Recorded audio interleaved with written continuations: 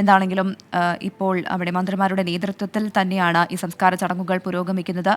ഒപ്പം തന്നെ മുൻപ് ഇവരെ പരിചയമില്ലാത്തവരും ഉള്ളവരും ഉൾപ്പെടെയുള്ളവർ സന്നദ്ധ പ്രവർത്തകരൊക്കെ ഇവിടേക്ക് എത്തിച്ചേർന്നിട്ടുണ്ട്. സന്നദ്ധ പ്രവർത്തകരാണ് ഓരോ മൃതശരീരവും ഇവർക്കായി ഒരുക്കിയിരിക്കുന്ന ആ കുഴിയിലേക്ക് എടുത്തു വെക്കുന്നത്. അതിനായി പ്രത്യേകം സന്നദ്ധ പ്രവർത്തകരെ ആക്കിയിട്ടുണ്ട്. PPE കിറ്റ് ഉൾപ്പെടെയിട്ടാണ് അവർ ഈ സംസ്കാര ചടങ്ങുകളിൽ പങ്കെടുക്കുന്നത്.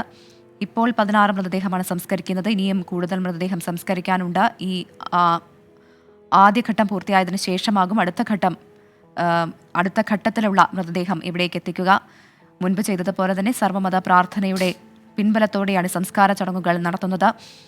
ഈശ്വരവിശ്വാസികളായവർക്കും അല്ലാത്തവർക്കും ഈ സർവ്വമത പ്രാർത്ഥനയോടെ തന്നെയാണ് ഈ സംസ്കാര ചടങ്ങുകൾ. ആരാണെന്നോ എന്താണെന്നോ അറിയില്ല. ഒരു വ്യത്യസ്ത മതങ്ങളിൽ വിശ്വസിച്ചവർ, വ്യത്യസ്ത നാടുകളിൽ ജീവിച്ച് ഇവിടേക്ക് എത്തിയവർ, ഇപ്പോൾ ഏതൊക്കെ നാട്ടിൽ നിന്ന് ഉള്ളവർ ഉണ്ടെന്ന് പോലും കൃത്യമായ വിവരങ്ങൾ നമുക്ക് ലഭ്യമല്ല. അതുകൊണ്ട് എല്ലാവർക്കും നൽകാൻ കഴിയുന്ന ഏറ്റവും നല്ല യാത്രയയപ്പ് ആണ് എന്ന തരത്തിലാണ് ഇപ്പോൾ ഈ സംസ്കാര ചടങ്ങ് പുരോഗമിക്കുന്നത്. പുത്തുമലയിൽ നിന്നുള്ള സങ്കട കാഴ്ചയിലേക്ക് തന്നെയാണ് വീണ്ടും. ഒറ്റ രാത്രി കൊണ്ട് ഉരുളെടുത്തു പോയതാണ്. ഒട്ടേറെ ആളുകളെ ഇപ്പോഴും കാണാനില്ല. ഒട്ടേറെ ആളുകൾക്ക് അവരുടെ പ്രിയപ്പെട്ടവരെ നഷ്ടമായിട്ടുണ്ട്. പ്രിയപ്പെട്ടവരെ തേടി ആളുകൾ അവിടെ അലയുന്ന കാഴ്ച അത് നമ്മൾ ഓരോ ദിവസവും കാണുന്നുണ്ട്. അങ്ങനെ വേദന കാഴ്ചകൾ, സങ്കട കാഴ്ചകൾ മാത്രമാണ് വയനാട് മുണ്ടക്കയിലും ചൂരൽമലയിലും ഉള്ളത്. പുത്തുമലയിലാണിപ്പോൾ സംസ്കാര ചടങ്ങുകൾ നടക്കുന്നത്. 16 പേരുടെ മൃതദേഹമാണ് കൂട്ടത്തോടെ അവിടെ സംസ്കരിക്കുന്നത്. ഇന്നലെ 8 പേരുടെ മൃതദേഹം പുത്തുമലയിൽ എത്തിച്ച് സംസ്കരിച്ചിരുന്നു. സർവ്വമത പ്രാർത്ഥനയ്ക്ക് ശേഷമാണ് മൃതദേഹം സംസ്കരിച്ചത്. സമാനമായ കാഴ്ച ഇന്നുമുണ്ട്. 16 പേരുടെ മൃതദേഹം ഇപ്പോൾ പുത്തുമലയിൽ എത്തിച്ച് കൂട്ടത്തോടെ സംസ്കരിക്കുകയാണ്. സർവ്വമത പ്രാർത്ഥനയുണ്ടായിരുന്നു. അവർക്ക് ആദരമർപ്പിക്കുന്നതിനു വേണ്ടി മന്ത്രിമാർ ഉൾപ്പെടെയുള്ള സംഘം അവിടെ എത്തിയിരുന്നു. കൂടുതൽ മൃതദേഹം ഇപ്പോൾ മേപ്പാടിയിൽ നിന്ന് പുത്തുമലയിലേക്ക് എത്തിച്ചുകൊണ്ടിരിക്കുകയാണ്. അങ്ങനെ കൂട്ടത്തോടെ മൃതദേഹങ്ങൾ സംസ്കരിക്കുന്നു. ആരുടേതെന്ന് തിരിച്ചറിയാൻ കഴിയാത്ത മൃതദേഹങ്ങൾ. ഇത് ആരുടേതെന്ന് തിരിച്ചറിയാൻ അവസാനവട്ട ശ്രമവും നടത്തിയിരുന്നു എന്നാണ് അല്പസമയം മുൻപ് റവന്യൂ മന്ത്രി കെ രാജൻ വിശദീകരിച്ചത്. ഇന്ന് 31 പേരുടെ മൃതദേഹം സംസ്കരിക്കും എന്നാണ് മന്ത്രി അറിയിച്ചത്. സന്നദ്ധ പ്രവർത്തകർ അതിന് തയ്യാറെടുത്തുകൊണ്ട് എല്ലാ ഒരുക്കങ്ങളും പൂർത്തിയായി. ഇപ്പോൾ മൃതദേഹങ്ങൾ ഓരോന്നായി കുഴിയിലേക്ക് എടുത്ത് സംസ്കാര ചടങ്ങുകൾ പൂർത്തിയാക്കിക്കൊണ്ടിരിക്കുകയാണ്. കൂടുതൽ ആംബുലൻസുകൾ ഇതിനോടകം പുത്തുമലയിലേക്ക് തിരിച്ചിട്ടുണ്ട്. ആ ആംബുലൻസുകൾ കൂടി അവിടെ എത്തും. മൃതദേഹങ്ങൾ ഒന്നൊന്നായി പുറത്തിറക്കും. ആരുടേതെന്നറിയാത്ത മൃതദേഹങ്ങൾ അങ്ങനെ കൂട്ടത്തോടെ ആ മൃതദേഹങ്ങൾ കൂടി സംസ്കരിക്കും. അങ്ങനെ പുത്തുമല ഒരു സങ്കട കടലായി മാറുന്നു. ഇത്തരമൊരു ദൃശ്യത്തിലൂടെ നമ്മൾ ഇതിനു മുൻപ് കടന്നു പോയിട്ടില്ല. ഇങ്ങനെ മൃതദേഹങ്ങൾ കൂട്ടത്തോടെ നമ്മുടെ നാട്ടിലുണ്ടായ ഒരു ദുരന്തത്തിൻ്റെ പേരിൽ സംസ്കരിക്കുന്ന ഒരു ദൃശ്യത്തിലൂടെ, ഒരു അനുഭവത്തിലൂടെ, ദുഃഖത്തിലൂടെ നമ്മൾ കടന്നു പോയിട്ടില്ല. അങ്ങനെ പുത്തുമല സങ്കട കടലായി മാറുകയാണ്. ഓർക്കുന്നുണ്ടാകും, നേരത്തെ ഇത്തരത്തിൽ വലിയൊരു ദുരന്തമുണ്ടായ, മഹാദുരന്തമുണ്ടായ ഒരു നാടുകൂടിയാണ് പുത്തുമല. ആ ദുരന്ത ഭൂമിയിലേക്കാണ് മുണ്ടക്കയിൽ നിന്നും ചൂരൽമലയിൽ നിന്നും ഇങ്ങനെ ഉരുൾപൊട്ടൽ ദുരന്തത്തിൽപ്പെട്ട് മണ്ണിടിഞ്ഞു പോയവരുടെ മൃതദേഹങ്ങൾ ഇവിടെ സംസ്കരിച്ചിട്ടുണ്ട്. അത് കുഴിമാടങ്ങളിലേക്ക് എടുത്തു വെച്ച് ആ മണ്ണിട്ട് മൂടിയിട്ടുണ്ട്. ആ മണ്ണ് ഈ സന്നദ്ധ പ്രവർത്തകർ, ഞാൻ കാണുന്നുണ്ട്, അത് സന്നദ്ധ പ്രവർത്തകർ കൈകൊണ്ട് ആ മണ്ണൊരു ഖബറാക്കി മാറ്റുന്നുണ്ട്. അത് അവരുടെ കൈകൊണ്ട് തന്നെ അവർ ചെയ്യുന്നുണ്ട്. അറിയാം, അത് അവർക്കും അത് ബോധ്യമാണ്. അവരുടെ ബന്ധുക്കളുണ്ട്. ഈ ആളുകൾ ബന്ധുക്കളില്ലാത്ത ആളുകളല്ല. അവർക്ക് അടയാളമൊന്നും ഇല്ല എങ്കിൽ പോലും, തിരിച്ചറിയാനാകുന്നില്ല എങ്കിൽ പോലും ബന്ധുക്കളൊന്നും ഇല്ലാത്തവരല്ല എന്ന് ഈ നിൽക്കുന്ന മനുഷ്യർക്കെല്ലാം ബോധ്യമുണ്ട്. അതിനാൽ അർഹിക്കുന്ന ആദരം, അർഹിക്കുന്ന ബഹുമാനം അത് ഈ തിരിച്ചറിയാതെ, അടയാളങ്ങളില്ലാതെ മരിച്ച ഈ മനുഷ്യർക്ക് നൽകുന്നു എന്നുള്ളതാണ് ഏറ്റവും പ്രധാനപ്പെട്ട കാര്യം. രണ്ടാം ഘട്ടമായി 15 മൃതദേഹങ്ങൾ കൂടി ഇവിടേക്ക് അല്പസമയത്തിനകത്ത് എത്തിക്കും. മേപ്പാടി CSCയിൽ നിന്ന് ഇവിടേക്ക് ആംബുലൻസുകൾ എത്തും. 15 മൃതദേഹങ്ങളാണ് എത്തുക. അതിനുശേഷം 158 ശരീരഭാഗങ്ങൾ സംസ്കരിക്കും. തൊട്ട് മുകളിൽ അതിന് പ്രത്യേകം സ്ഥലം കൂടി കണ്ടെത്തിയിട്ടുണ്ട്. പ്രത്യേകം അവിടെ കുഴിമാടങ്ങൾ വേറെ എടുത്തിട്ടുണ്ട്. ഈ പ്രദേശത്ത് നമ്മൾ കാണുന്ന ഈ 65 സെൻറ്റ് ഭൂമിയിൽ 31 കുഴിമാടങ്ങളാണ് എടുത്തിരിക്കുന്നത്. 31 പേരെ ഇവിടെ ഇന്ന് അടക്കം ചെയ്യും, ഇന്ന് സംസ്കരിക്കുമെന്നുള്ളതാണ്. കഴിഞ്ഞ ദിവസം 8 പേരെ കഴിഞ്ഞ ദിവസം ഇവിടെ സംസ്കരിച്ചിരുന്നു. നമ്മൾ ഇന്നലെ അത് കണ്ടതാണ്. ശരീരഭാഗങ്ങളും ഇന്നലെയും സംസ്കരിച്ചിരുന്നു. ഇതിൽ മന്ത്രി സർക്കാർ തന്നെ പറയുന്ന ഒരു പ്രധാനപ്പെട്ട കാര്യമുണ്ട്. ഇതിവിടെ ഇങ്ങനെ സംസ്കരിച്ചു പോവുകയല്ല, അത് ചൂരൽമലയിലെയും അതുപോലെ മുണ്ടക്കയിലെയും ആ ദുരന്തത്തിൽ മരിച്ച മനുഷ്യർക്ക്, തിരിച്ചറിയപ്പെടാതെ പോയ ആ മനുഷ്യർക്ക് അത് അവർ അർഹിക്കുന്ന തരത്തിലൊരു സ്മാരകം സംസ്ഥാന സർക്കാർ ഇവിടെ പണിയും എന്നുള്ളതാണ്. ഇവിടെ സ്മാരകം സർക്കാർ ഈ സർവ്വമത പ്രാർത്ഥന നടന്ന ഈ ഹാളിൽ, താൽക്കാലികമായി ഉണ്ടാക്കിയ ഈ ഹാളിൽ ആ സ്മാരകം സർക്കാർ പണിയും എന്നാണ് സർക്കാർ പറയുന്നത്, സർക്കാർ അറിയിച്ചിട്ടുള്ളത്. എന്താണെങ്കിലും ദുഃഖവും അവരുടെ ജാതി അറിയില്ല, ഈ മനുഷ്യരുടെ മതം അറിയില്ല, അവരുടെ പേരറിയില്ല, അവരുടെ അടയാളങ്ങൾ അറിയില്ല, ഒന്നും അറിയില്ല. അവരൊരുമിച്ച് ഈ മണ്ണിൽ ഉറങ്ങുകയാണ്, ഒന്നിച്ച് ഈ മണ്ണിലേക്ക് എത്തിയിരിക്കുന്നു. വലിയ നോവുണ്ട് ഈ ഭൂമിയിൽ നിൽക്കുമ്പോൾ, ഈ പ്രദേശത്ത് നിൽക്കുമ്പോൾ, പ്രത്യേകിച്ച് ആളുകളെ കാണുമ്പോൾ, ആളുകളുമായി സംസാരിക്കുമ്പോഴാണ് ഏറ്റവും വലിയ വേദന അനുഭവിക്കുന്നത്. കാരണം അവർ പറയുന്നത് അവർക്കൊപ്പം സംസാരിച്ചിരുന്നവർ, അവർക്കൊപ്പം ഉണ്ടായിരുന്നവർ, അവരുടെ കാര്യങ്ങൾ തിരക്കിയിരുന്നവർ, അവരോട് വിശേഷങ്ങൾ പറഞ്ഞിരുന്നവർ, ഒന്നിച്ച് ജീവിച്ചിരുന്നവർ, ഒന്നിച്ച് വളർന്നവർ, അതിൽ പലരുമില്ല എന്ന് പറഞ്ഞാൽ അതിൽ സിംഹഭാഗവും അവശേഷിപ്പിച്ചില്ല ഈ ദുരന്തം എന്നുള്ളതാണ്. ആ ദുരന്തം അവരെ ഒന്നാകെ മണ്ണിനടിയിലേക്ക് മാറ്റിയിരിക്കുന്നു. ആ ഉരുൾ അവരെ ഇവിടെ നിന്ന് കിലോമീറ്ററുകൾക്ക് അപ്പുറത്തേക്കാണ് ഈ മനുഷ്യരെ കൊണ്ടെത്തിച്ചത്. അവിടെ നിന്ന് അവരുടെ ഭൗതിക ശരീരം ഇവിടേക്ക് കൊണ്ടുവരികയായിരുന്നു. അത് കഴിഞ്ഞ ദിവസങ്ങളിലൊക്കെയായി കാണുന്നുണ്ട്. ആ തിരിച്ചിലെപ്പോഴും പുരോഗമിക്കുന്നുണ്ട് പലയിടത്തും.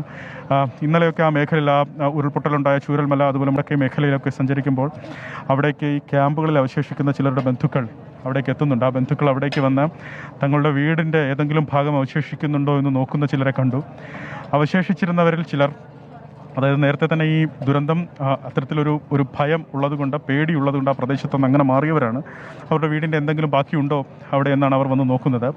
ഇനി ആ വീടുകളിൽ തന്നെ ചില വീടുകൾ അവശേഷിക്കുന്നുണ്ട്. ഭാഗ്യം കൊണ്ട് മാത്രമെന്ന് അവർ പറയുന്നുണ്ട്. ഒന്നിച്ചൊന്നായി ഓടിക്കയറി ഈ ഉരുൾ കണ്ട് പാറ ഇങ്ങനെ പൊട്ടി ഒലിച്ചു വരുന്നത് കണ്ട് വീടിനുള്ളിൽ കയറി കതകടച്ച് പ്രാർത്ഥിച്ച മനുഷ്യർ ഒരുപാടുണ്ട്. തൊട്ട് പിന്നാലെ ഇത് ഗതിമാറി രണ്ട് കൈവഴിയായി ആ ചൂരൽമലയെ കവർന്നു പോകുന്നത് നേരിട്ട് കണ്ട മനുഷ്യരുണ്ട്.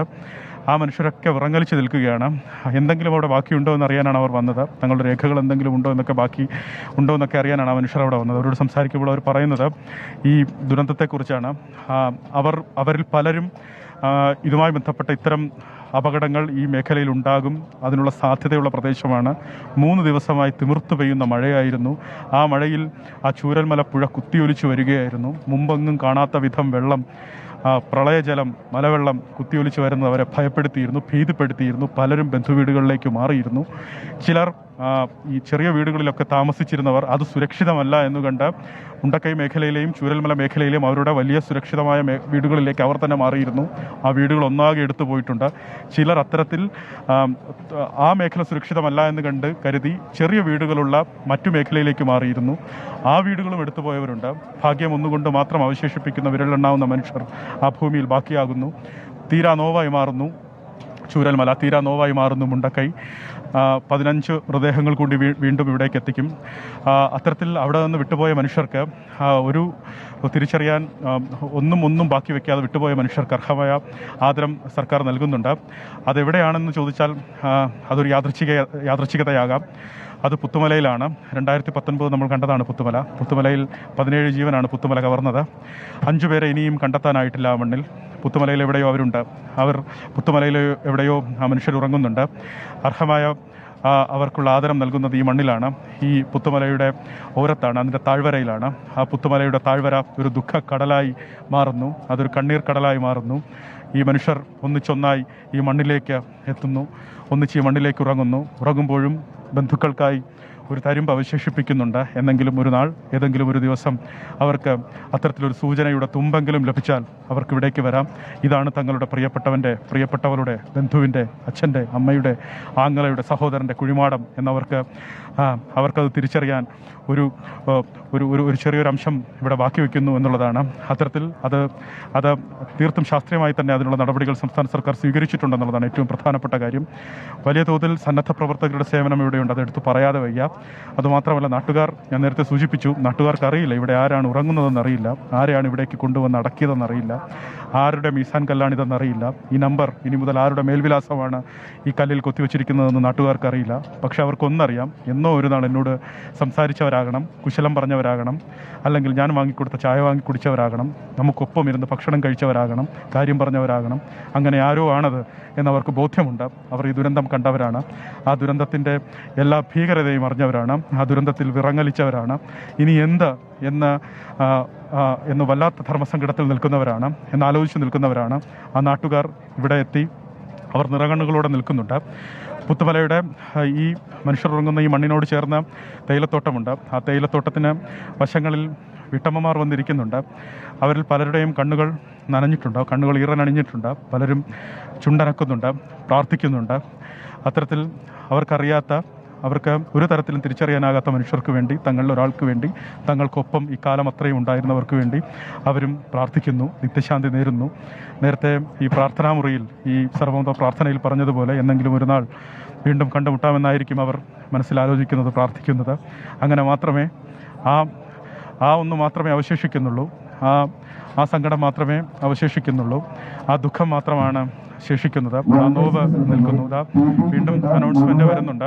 മനസ്സിലാക്കുന്നത് വീണ്ടും മൃതദേഹങ്ങൾ, അത് നമുക്കിവിടെ നിന്നാൽ കാണാം. പുത്തുമലയുടെ അങ്ങേ ചെരുവിൽ നിന്ന് വീണ്ടും ഈ മേപ്പാടി CSCയിൽ നിന്ന് കൊണ്ടുവരുന്ന മൃതദേഹങ്ങൾ, കൊണ്ടുവരുന്ന ആംബുലൻസുകളെ കാണാം. അത്തരത്തിൽ വീണ്ടും 15 മൃതദേഹങ്ങൾ കൂടി ഇവിടേക്ക് വരുന്നു. പുത്തുമലയിൽ ഇവരെ ഈ ഒന്നിച്ച് സംസ്കരിക്കുന്ന, ഈ മനുഷ്യർ ഒന്നിച്ചുറങ്ങുന്ന മണ്ണിലേക്ക് വീണ്ടും 15 മൃതദേഹങ്ങൾ കൂടി വരുന്നുണ്ട്. നേരത്തെ കണ്ടതുപോലെ തന്നെ സർവ്വമത പ്രാർത്ഥനയുണ്ടാകും. സർവ്വമത പ്രാർത്ഥനയ്ക്കൊപ്പം സംസ്ഥാന സർക്കാരിൻ്റെ എല്ലാ ബഹുമതികളും നൽകും. അതിന് മന്ത്രിസഭയിൽ നിന്നുള്ള അംഗങ്ങൾ ഇവിടെ എത്തിയിട്ടുണ്ട്, ജനപ്രതിനിധികളുണ്ട്, ഈ ജില്ലയുടെ ചുമതല വഹിക്കുന്ന എക്സിക്യൂട്ടീവ്സ് ഇവിടെയുണ്ട്, പോലീസ് ഉദ്യോഗസ്ഥരുണ്ട്. അങ്ങനെ വലിയ രീതിയിൽ ആളുകൾ, ജനപ്രതിനിധികൾ, അധികൃതരൊക്കെ ഉണ്ട്. മന്ത്രിസഭയിൽ നിന്ന് ധനകാര്യമന്ത്രി KN ബാലഗോപാൽ ഇവിടെയുണ്ട്, OR കേളു ഇവിടെ എത്തിയിട്ടുണ്ട്. അവരായിരിക്കും സംസ്ഥാന സർക്കാരിൻ്റെ ബഹുമതി അല്ലെങ്കിൽ അന്തിമോപചാരം ഈ മനുഷ്യർക്ക് അർപ്പിക്കുക. വീണ്ടും വരുന്ന 15 മൃതശരീരങ്ങൾക്ക് അർപ്പിക്കുക എന്നുള്ളതാണ്. മൃതശരീരങ്ങൾ ആ മേഖലയിൽ നിന്ന് കണ്ടെടുക്കുന്ന ജോലി അതിനിയും ദുഷ്കരമാണ്. ആ തിരച്ചിൽ ഇനിയും ദുഷ്കരമാണ്. അത് നമ്മൾ ഈ ദിവസങ്ങളിലൊക്കെ കാണുന്നുണ്ട്. ആ മനുഷ്യരെ ഇനിയും കണ്ടെത്തിയെടുക്കുന്നത്, അത് ഈ ദൗത്യസേനയിലുള്ള ആളുകളോട് സംസാരിക്കുമ്പോൾ, ഈ ദൗത്യസേനയിൽ നിൽക്കുന്ന ആളുകളോട് സംസാരിക്കുമ്പോൾ അവർ പറയുന്നത്, ഇത് നിങ്ങൾ ഉദ്ദേശിക്കുന്നത് പോലെയല്ല, എത്രത്തോളമാണ് ആ മണ്ണ് ഇങ്ങ് കുത്തിയൊലിച്ചെത്തിയത് എന്ന് നിങ്ങൾ ഉദ്ദേശിക്കുന്നത് പോലെയല്ല. നിങ്ങൾ ഈ കാണുന്നതല്ല സത്യത്തിൽ ഈ ടെറയിൽ നിലനിന്നിരുന്ന മണ്ണ്, ഈ ഭൂമിയിൽ ഉണ്ടായിരുന്ന മണ്ണതല്ല, അതിൻ്റെ മേൽമണ്ണതല്ല. ആ മേൽമണ്ണ് എത്രയോ താഴെയാണ്. ആ മേൽമണ്ണിന് മുകളിലാണ് അവരുടെ സൗധങ്ങൾ ഈ മനുഷ്യർ കെട്ടിപ്പൊക്കിയത്. ആ സൗധങ്ങളൊക്കെ ഒരു പേപ്പർ പോലെ മാറ്റിയാണ് ഈ ഉരുൾ കടന്നുപോയത്. ആ പേപ്പർ പോലെ മാറ്റി കടന്നുപോയ ഉരുളിന് പുറത്തേക്ക് വീണ്ടും ചെളിയടിഞ്ഞു കൂടിയിട്ടുണ്ട്, മണലടിഞ്ഞു കൂടിയിട്ടുണ്ട്, കല്ലടിഞ്ഞു കൂടിയിട്ടുണ്ട്, മരക്കഷ്ണങ്ങൾ, വനാവശിഷ്ടങ്ങൾ അടിഞ്ഞു കൂടിയിട്ടുണ്ട്. അതൊക്കെ നീക്കം ചെയ്യണം, പാറക്കഷ്ണങ്ങൾ നീക്കം ചെയ്യണം. അതൊക്കെ ഏതു കാലത്ത്, എന്ന്, എപ്പോൾ എന്നുള്ളത് അവരുടെ മനസ്സിലുമുണ്ടാകും. അത്തരത്തിലൊരു ആശങ്ക നാട്ടുകാർക്കുമുണ്ട്, ബന്ധുക്കൾക്കുമുണ്ട്. അങ്ങനെ ഈ കണ്ടെത്താനാകാത്ത വലിയ നമ്പർ, ഏതാണ്ട് 200 എന്നുള്ള വലിയ നമ്പറിന് പുറത്തേക്ക് അതുണ്ട്. ആ നമ്പർ, അത്രയും മനുഷ്യരെ അവിടെ നിന്ന് കണ്ടെത്താൻ സാധിക്കുമോ എന്നുള്ള ആശങ്ക നാട്ടുകാർക്കുണ്ട്. അത്തരത്തിൽ അതാ നമ്മൾ കാണുന്നത്, ഞാൻ നേരത്തെ സൂചിപ്പിച്ചതുപോലെ ആ DNA നമ്മുടെ ദൃശ്യങ്ങളിൽ കാണാം. ഈ DNA-ക്ക്, ഓരോ മൃതശരീരങ്ങളിൽ നിന്നെടുക്കുന്ന DNA സാമ്പിളിന് ഒരു നമ്പറുണ്ട്. ആ സാമ്പിൾ നമ്പറാണ് ആ മീസാൻ കല്ലിൽ ഒരു സന്നദ്ധ പ്രവർത്തകർ എഴുതി വെച്ചത്. അതാണ് അവരുടെ മേൽവിലാസം. അത് നേരത്തെ അവിടെ നിന്നൊരു അനൗൺസ്മെന്റ് ഞാൻ കേട്ടതാണ്. 144 ഒരു കല്ലിൻ്റെ നമ്പറാണ്, ഒരു കല്ലിൻ്റെ നമ്പറല്ല, ഒരു മനുഷ്യൻ്റെ നമ്പറാണത്. ഒരു മനുഷ്യൻ്റെ അടയാളമില്ലാതെ പോയ ഒരു മനുഷ്യൻ്റെ മേൽവിലാസമാണത്. ആ മേൽവിലാസമാണ് ആ കല്ലിൽ എഴുതി വെക്കുന്നത്. അതാ നോക്കൂ, ആ കല്ലിൽ ഒരു സന്നദ്ധ പ്രവർത്തകൻ വീണ്ടും എഴുതി വെക്കുന്നുണ്ട്. അങ്ങനെ അത് വല്ലാത്തൊരു നൊമ്പരമാണ്, വല്ലാത്തൊരു കാഴ്ചയാണ്. എല്ലാ മേൽവിലാസത്തോടെയും ഈ മണ്ണിൽ ജീവിച്ചിരുന്നവരാണ്. ഈ മണ്ണിൽ അനുഭവിക്കേണ്ട എല്ലാ സൗഭാഗ്യങ്ങളും അനുഭവിച്ചവരാണ്.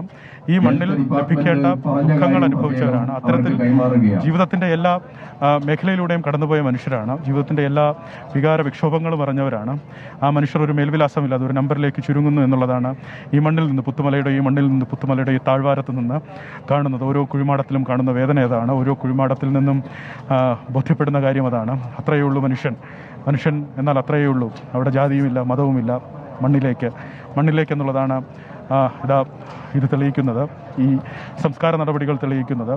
അത്തരത്തിൽ ഈ കൂട്ടസംസ്കാരം അത് അടുത്ത ഘട്ടം ഉടനെ ഉണ്ടാകുമെന്ന് മനസ്സിലാക്കുന്നു. ഈ JCB ഓപ്പറേറ്റർമാർ അതിൻ്റെ കുഴിമാടങ്ങൾ അവിടെ എടുക്കുന്നുണ്ട്. 15 കുഴിമാടങ്ങൾ കൂടി നമ്മൾ ഈ കാണുന്ന ഭൂമിയിൽ തന്നെ എടുക്കും. അത്തരത്തിൽ വരുന്ന 15 മൃതദേഹങ്ങൾ ഇവിടെ തന്നെ സംസ്കരിക്കും എന്നുള്ളതാണ്. ആ ആംബുലൻസുകൾ ഇവിടേക്ക് വരുന്നുണ്ട്. ആ ആംബുലൻസുകൾക്ക് പോലീസ് അടക്കമുള്ളവർ അകമ്പടി വരുന്നുണ്ട്, അകമ്പടി സേവിക്കുന്നുണ്ട്, മറ്റു വാഹനങ്ങളുണ്ട്. അത്തരത്തിൽ ഇവിടേക്ക് എത്തുമ്പോൾ നമുക്കത് പുത്തുമലയുടെ മുകളിൽ സത്യത്തിൽ പുത്തുമലയുടെ മലഞ്ചെരുവിൽ നിന്ന് കോടമഞ്ഞ് താഴേക്കൊഴുകി ഇറങ്ങുന്നുണ്ട്. അത്തരത്തിൽ സുന്ദര ഭൂമിയാണിത്. അങ്ങനെ കൂടിയുണ്ട് ഈ മണ്ണിനൊരു പ്രത്യേകത. ആ സൗന്ദര്യമാണ്, ഈ ഭൂമിയുടെ സൗന്ദര്യമാണ് ഇവിടെ മനുഷ്യരെ ഇവിടേക്ക് ആകർഷിച്ചത്. പുത്തുമലയിലാകട്ടെ, ചൂരന്മലയിലാകട്ടെ, മുണ്ടക്കയിലാകട്ടെ, കുഞ്ചിനിവട്ടത്തേക്കാകട്ടെ, അവിടെയൊക്കെ ഈ മനുഷ്യരെ ആകർഷിച്ചത്, അവരുടെ ജീവിത സൗധങ്ങൾ ഇവിടെ ഉയർത്താമെന്ന് അവരെ കൊണ്ട് ചിന്തിപ്പിച്ചത് ഈ മണ്ണിൻ്റെ ഈ സൗന്ദര്യമാണ്, ഈ മണ്ണിൻ്റെ ഈ ഭംഗിയാണ്, ഈ പ്രകൃതിയുടെ വിസ്മയിപ്പിക്കുന്ന ഈ കാഴ്ചയാണ്. ആ പ്രകൃതി തന്നെ ഒരു 3.5 മണിക്കൂറിന്റെ നേരം കൊണ്ട് ഒരു പേമാരിക്കൊടുവിൽ ഈ മണ്ണിനെ കവർന്നെടുത്തു എന്നുള്ളതാണ്. ഇതിൽ കണ്ണു നനയിപ്പിച്ച ഒരു കാര്യമുണ്ട്. ആ വെള്ളാർമല സ്കൂളിലെ അധ്യാപകൻ ഉണ്ണികൃഷ്ണൻ മാഷ് നെഞ്ചു പൊട്ടി പറഞ്ഞൊരു കാര്യമുണ്ട്. ഈ പ്രകൃതിക്ക് വേണ്ടി, പ്രകൃതി സംരക്ഷണത്തിന് വേണ്ടി കുട്ടികൾക്ക് പാഠം നൽകി കൊടുത്തവരാണ് ഞങ്ങൾ. ഈ പുഴയുടെ തീരത്തിരുന്ന് പഠിക്കാൻ ഭാഗ്യം ലഭിച്ചവരാണ് നിങ്ങളെന്നതിൽ നമ്മൾ ഒരുപാട് അഹങ്കരിച്ചിരുന്നു. കുട്ടികളോട് പറഞ്ഞു, അതിൽ നിങ്ങൾ ഒരുപാട് അഹങ്കരിക്കൂ, നിങ്ങൾ അതിൽ അത്രയും സന്തോഷിക്കൂ. ഈ സുന്ദരമായ ഭൂമി, ഈ അതിന്റെ ഓരത്ത്, ആ മലയുടെ ഓരത്ത്, ആ പുഴയുടെ തീരത്ത് നമുക്കിങ്ങനെ ഇരുന്ന് പഠിക്കാൻ സാധിച്ചതിൽ നിങ്ങൾ സന്തോഷിക്കൂ എന്ന് പറഞ്ഞ് അഹങ്കരിച്ചിട്ടുണ്ട് അവർ. അങ്ങനെ പറഞ്ഞ പ്രകൃതി, അങ്ങനെ സംരക്ഷിക്കണം എന്ന് പറഞ്ഞ പ്രകൃതി തങ്ങളെ കവർന്നിരിക്കുന്നു. എല്ലാം അവർ പ്രകൃതി കൊണ്ടുപോയിരിക്കുന്നു. ഒന്നും ബാക്കി വെക്കാതെ പ്രകൃതി തുടച്ചു നീക്കിയിരിക്കുന്നു, വിഴുങ്ങിയിരിക്കുന്നു എന്നുള്ളതാണ്. ഇവിടെ നിന്ന് അനൗൺസ്മെന്റ് വരുന്നുണ്ട്. പ്രവിത ഉന്മേഷ് വീണ്ടും മൃതശരീരങ്ങൾ ഇവിടേക്ക് എത്തിക്കുന്നുണ്ട്. ഇവിടെ നിൽക്കുന്ന സന്നദ്ധ പ്രവർത്തകർ, നാട്ടുകാരൊക്കെ വീണ്ടും സഹകരിക്കണമെന്നാണ് അനൗൺസ്മെന്റിൽ വ്യക്തമാക്കുന്നത്. നേരത്തെ കഴിഞ്ഞതുപോലെ തന്നെ ആ മൃതശരീരങ്ങൾ ഇറക്കി കൃത്യമായ മാനദണ്ഡങ്ങളോടെ സർവ്വമത പ്രാർത്ഥന നടന്ന ഹാളിലേക്ക് എടുത്തുവെക്കും. ആ ഹാളിൽ എടുത്തു വെച്ചതിന് ശേഷം സർവ്വമത പ്രാർത്ഥനയുണ്ടാകും. വിവിധ മതത്തിൽ നിന്ന് അവരുടെ പുരോഹിതന്മാർ ഇവിടെ എത്തിയിട്ടുണ്ട്. അവരുടെ മതത്തിലെ, അവരുടെ വിശ്വാസം പുത്തുമലയിൽ നിന്നും വിവരങ്ങൾ നൽകിക്കൊണ്ടിരിക്കും.